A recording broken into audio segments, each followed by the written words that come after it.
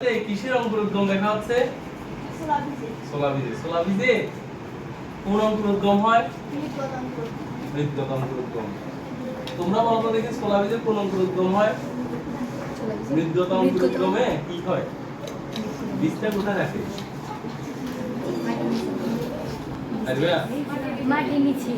মৃদ্গত অঙ্কুরোদ্গমে বীজটা কোথায় রাখে? মাটির নিচে। মাটির নিচে। আর ভ্রূণমূলটা কি হয়? উপরে আসে। আর এই চিত্রতে কি দেখতে পাচ্ছ?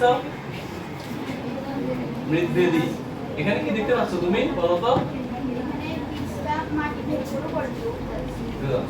তাহলে অঙ্কুরোদ্গম কি ভিন্নতা আছে নাকি নাই? আছে।